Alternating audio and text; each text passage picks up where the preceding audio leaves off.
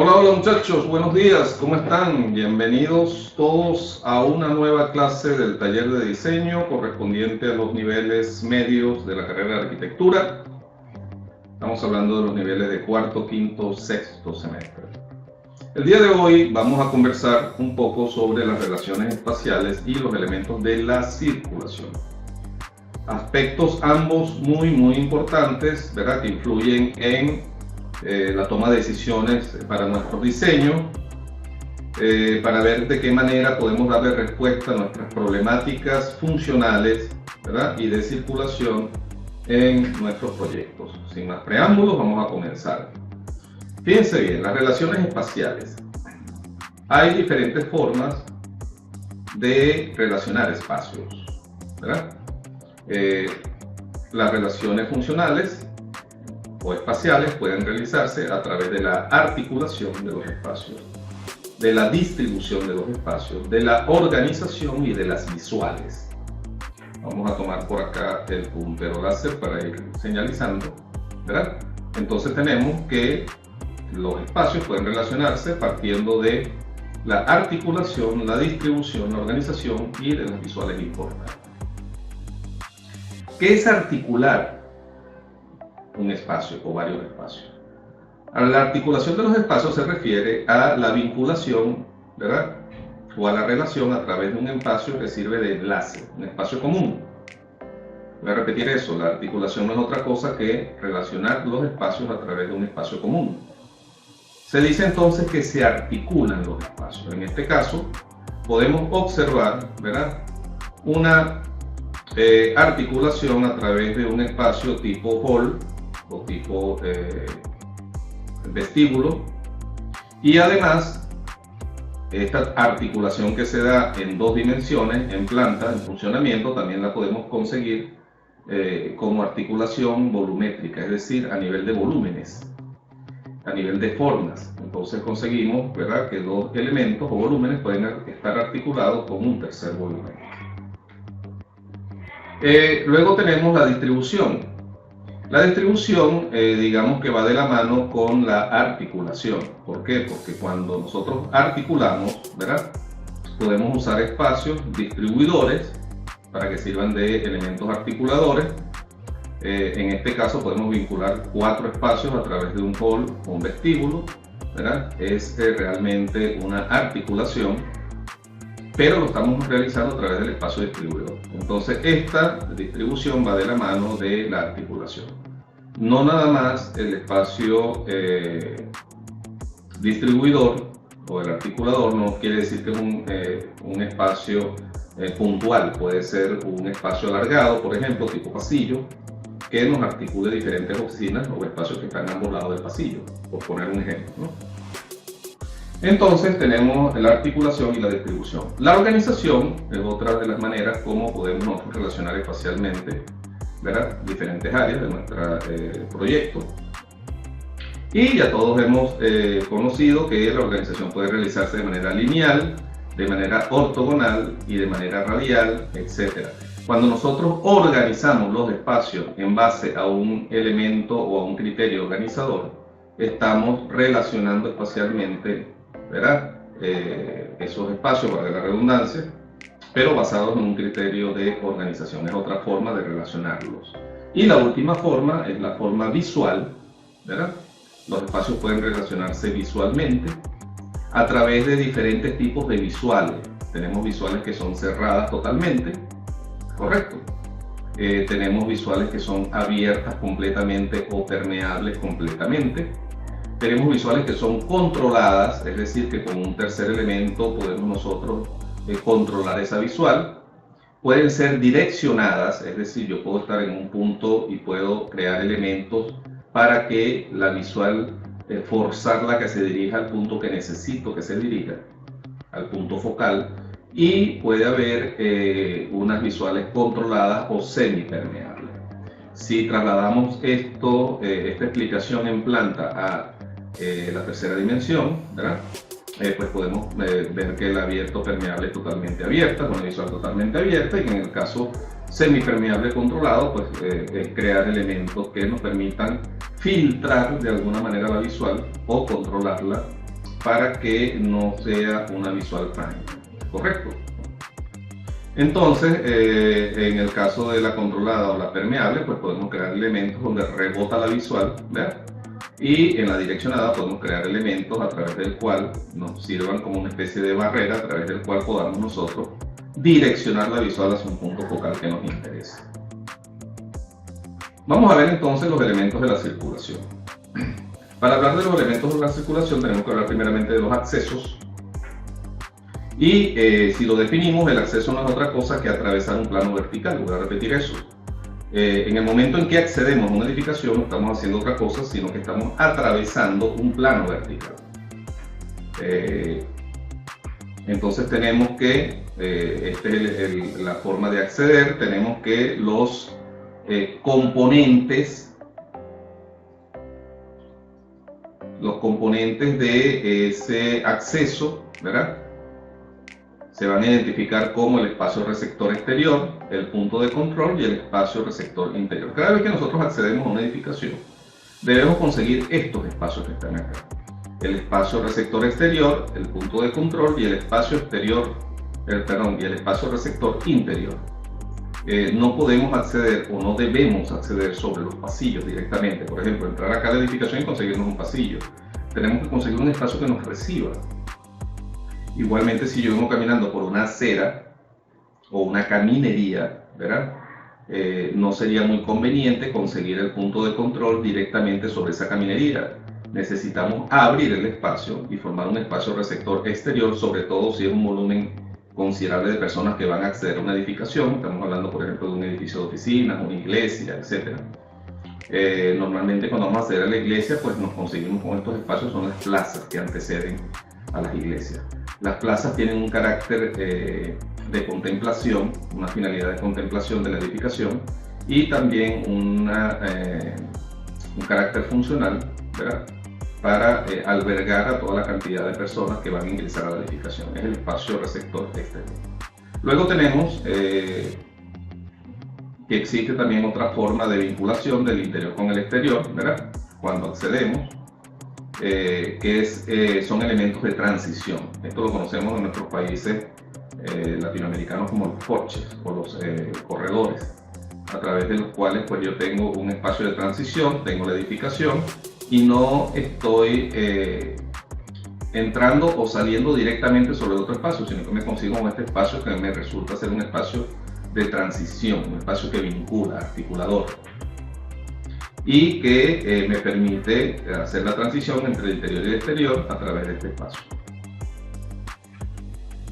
Con respecto al plano vertical, los accesos pueden ser enrasados. Enrasado no significa otra cosa sino a nivel o sobre el mismo plano de acceso, es decir, tengo la abertura sobre el mismo plano de acceso. El acceso adelantado, que no es otra cosa que hacer un saliente, ¿verdad?, del acceso, crear un volado con un acceso, un volumen que sobresale. Y tenemos el acceso tipo retrasado, ¿verdad?, que no es otra cosa que el caso contrario a este, sino que remeter o interiorizar el plano del punto de control para que quede protegido, ¿verdad?, y que quede retrasado. De los tres, aunque los tres sean válidos como propuesta, dependiendo del carácter que queramos darle al acceso, pues para mí el que mejor funciona es el retrasado. ¿Por qué? Porque cuando lo planteamos nos da la sensación de que fue pensado y proyectado conjuntamente con el resto de la edificación. Cuando hacemos este planteamiento de los accesos, pareciera que estos accesos, pues se nos olvidó colocarle o diseñar el acceso adecuado, y lo que hicimos fue colocarle un techito, dos columnitas, y entonces empiezan a aparecer como unos añadidos, ¿verdad?, como unas adiciones de última hora, digamos, sobre la fachada. Entonces, aunque los tres son válidos, pues yo comulgo más con la idea del plano o del acceso en plano retrasado. Tenemos otros elementos de la circulación como el recorrido, que si lo definimos podríamos decir que es desplazarse de un espacio a otro de manera horizontal o de manera vertical. Entonces el recorrido no es un desplazamiento, ¿verdad?, de un espacio a otro de manera horizontal o de manera vertical. Cuando hacemos un recorrido hacemos también, vamos a hablar de la aproximación, ¿verdad?, y tenemos diferentes formas de aproximarnos a un espacio o a una edificación. Tenemos la aproximación frontal, que no es otra que acercarnos al acceso de manera frontal, ¿verdad? Conduce directamente a la entrada del edificio. Tenemos la aproximación oblicua, en la cual podemos venir haciendo un zigzag, ¿verdad? O cambiando de recorrido. ¿Con qué intención? Con la intención de prolongar la secuencia de aproximación. A lo mejor hay algo bien interesante que observar en el exterior antes de llegar acá al punto de control o de acceso, y nos interesa hacer el recorrido más largo. Y tenemos la otra opción, que es la espiral, que es un tipo de aproximación, digamos, alrededor, lo forzamos que sea alrededor de la edificación para después acceder.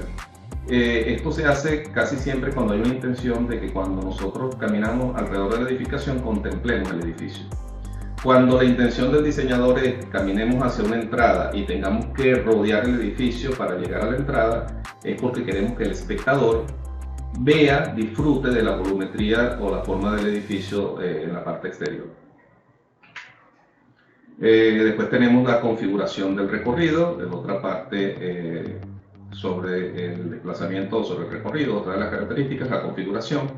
Y ya hemos hablado en otros semestres anteriores, que puede ser del tipo lineal, el tipo en espiral, como este caso que está acá, del tipo radial, ¿verdad? Parte de un centro, y el tipo trama u ortogonal. Este también se conoce como ortogonal. Luego tenemos la relación entre el recorrido y el espacio, y ya en algunos semestres anteriores también expliqué que podemos pasar entre los espacios. Ejemplo de esto, el típico pasillo de oficina, de un edificio de oficina, donde conseguimos espacios alineados alrededor de un pasillo, de una circulación lineal, y podemos atravesar espacios. Cuando atravesamos espacios, siempre le he dicho a mis alumnos que tengan mucho cuidado en el caso de atravesar el espacio de manera diagonal, es decir, dividir el espacio en dos triángulos, porque después tenemos muchos problemas para amoblar y tenemos una manera muy inconveniente de interrumpir una actividad. En estos dos casos se interrumpe la actividad. En este caso es valedero, siempre y cuando sea una galería, por ejemplo, de arte, de exposiciones, espacios de exposiciones, podemos pasar entre estos espacios, ¿verdad? Para visitar un área de exposiciones. Aquí también puede ser válido en ciertas edificaciones, pero repito, hay que tener cuidado con generar esos triángulos. Y la manera ideal de atravesar el espacio sería esta, que es sobre una de las caras del espacio, de los bordes, bordeando el espacio y permitiendo que la actividad se desarrolle de manera adecuada en la mayor cantidad de espacio posible. Continuando con los elementos de la circulación, vamos a tener la morfología del recorrido, es decir, la forma que pueden tener diferentes recorridos, y entonces se puede recorrer o circular alrededor de un patio de manera curva o lineal, es decir, salgo de un punto, ¿verdad? Recorro alrededor de un patio y vuelvo a llegar a ese punto. Esto se usa mucho, estos tipos de circulaciones se plantean mucho en edificaciones como museos, etcétera, etcétera, galerías de arte. Salgo de un punto, recorro y vuelvo a llegar al punto. Puedo hacerlo de forma circular, puedo hacerlo de forma lineal. Existe una forma de peine, es decir, donde hay entrantes y salientes a lo largo del recorrido. Puedo caminar o recorrer en forma, circular en forma de cadena. Puedo circular en forma de abanico, también se usa mucho en áreas o en espacios de exhibiciones de arte, galerías, museos, etc. Puedo salir de un centro, caminar alrededor y llegar a ese centro, puede ser centralizado o puede ser de esquina. Salgo de un extremo y vuelvo a llegar a ese punto de ese extremo. Ok, continuando con los elementos de la circulación, vamos a hablar ahora de los núcleos de circulación vertical, cómo se configuran. Existen diferentes tipos de configuraciones, ¿verdad? En este podemos conseguir la escalera, simplemente un núcleo de circulación vertical con escalera, sin ascensores. Nótese que existe un vestíbulo y está la escalera. En el segundo caso tenemos, ¿verdad? Un núcleo de circulación formado por escalera y ascensor. Nótese que en el segundo caso existe un vestíbulo. Tenemos un tercer caso donde encontramos, vamos a hacerle zoom hacia atrás, donde encontramos la escalera, el ascensor y tenemos un vestíbulo. En este caso el ascensor está enfrentado a la escalera. En el caso anterior el ascensor está al lado o lateral a la escalera. Y nótese que en los tres casos existe el elemento común a todos, es el vestíbulo. De allí que es muy importante proponer los vestíbulos o hall de acceso también se llaman, ¿Por qué? Porque cada vez que las personas pues circulan por estos núcleos de circulación, valga la redundancia, pues deben llegar a un espacio que los reciba. No debemos llegar a pasillos ni nada de eso porque estamos manejando un volumen de personas tal que necesitamos recibirlas en espacios receptores amplios. ¿Ok? Y por último tenemos un planteamiento de salidas de emergencia, ¿verdad?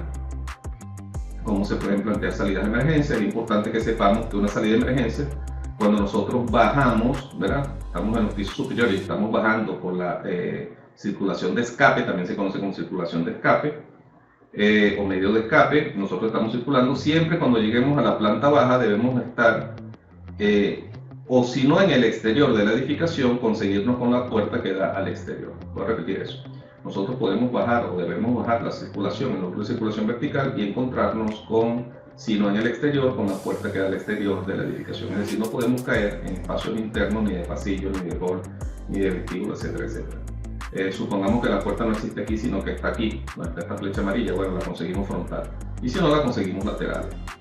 Pero siempre la escalera de emergencia debe brindarnos la posibilidad de, al llegar a la planta baja, estar en el exterior de la edificación. Y por último vamos a hablar un poco de las rampas, que son las rampas, ¿verdad? Las rampas pueden son elementos tipo escalera que nos llevan escalones, ¿verdad? Suelen ser muy cómodas y accesibles para las personas con discapacidad. De hecho, se deben plantear como norma para personas discapacitadas, sobre todo en edificios de alta afluencia de usuarios. Pueden ser en línea recta o en línea curva.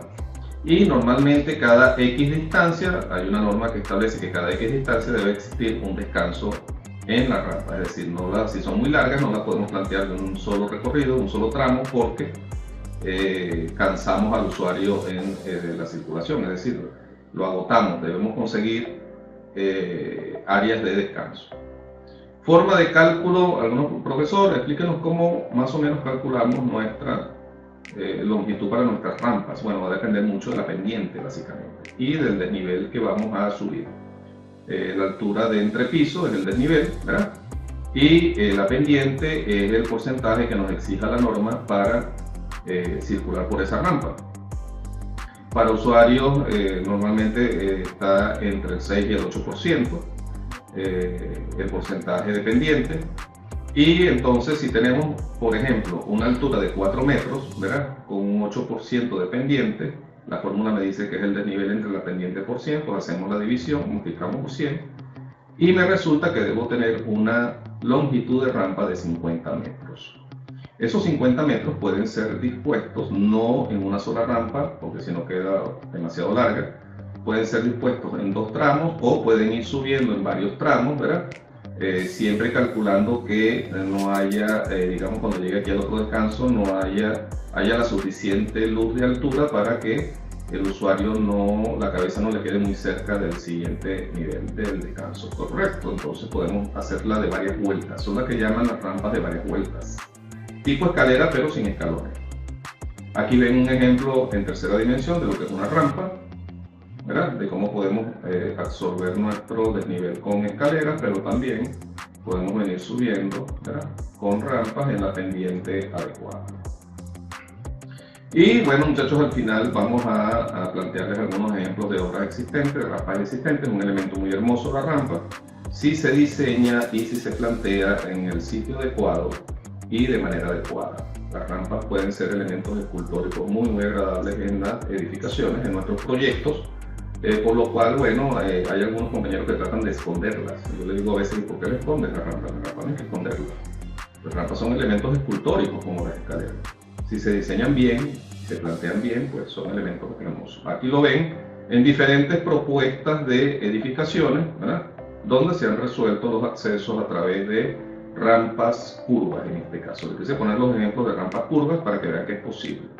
Solo que hay que tener cuidado en las curvas de no generar digamos, la curva, lo que llamamos la curva vertical, es decir, que uno de los extremos de la curva se incline demasiado para que se pueda caminar con comodidad. Inclusive al momento, a la hora de usar una silla de ruedas, pues la silla no se incline tanto. Eso sucede aquí en las curvas. Tenemos que cuidar mucho es que la rampa aquí no levante su extremo exterior, ¿vale?